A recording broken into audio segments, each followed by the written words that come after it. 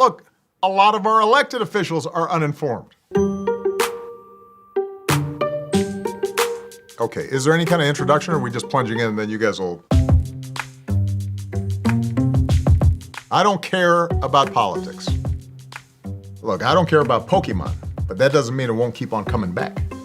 That's actually what people in power are betting on, that you'll check out, that you won't vote. And when you opt out, that's what allows other people to essentially fill that void. It allows them to do nothing about the things that you'd like to see government do. So if you really want to throw a wrench in their plans, throw them out. Vote in somebody better.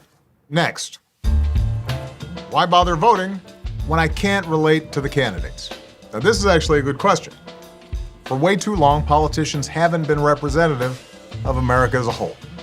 But that's changing this year. More women are running for office than ever before. More LGBT candidates are running for office. First-time candidates, young veterans of Iraq and Afghanistan, young leaders from across the political spectrum. So this year, more than any other year, you have the chance to change the face of politics so that it looks more like your own.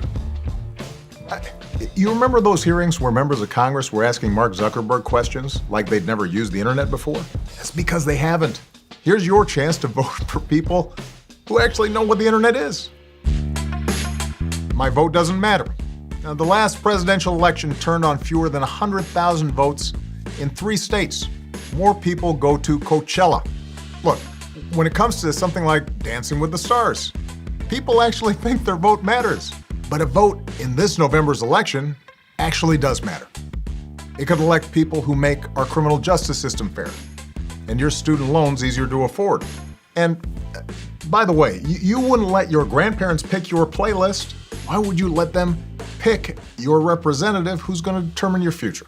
Midterm elections are boring. Let me know when we're talking about a presidential race. Sometimes these elections are even more important than a presidential race. This November, 36 states are picking governor. Every single spot in the House of Representatives is on the ballot. Fill them with people who care about what you care about. Elections, by the way, aren't boring. You know what's boring? Scrolling through endless photos of your dinner on Instagram. That's boring. I don't know the candidates well enough. I'm uninformed.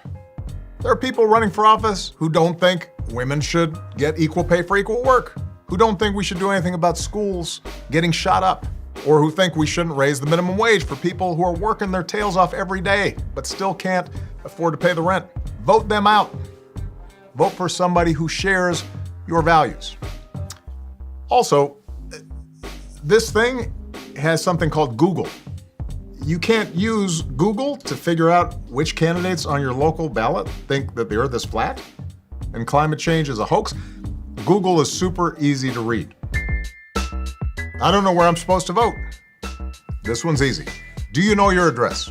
If you do, just go to vote.org. Plug in your address, it'll tell you where to vote. It's that simple. There's no joke here. Which is, there shouldn't be, because it's just like pretty simple. All right, next. I don't have time to vote. I understand that it's not always easy to find time to vote on a Tuesday.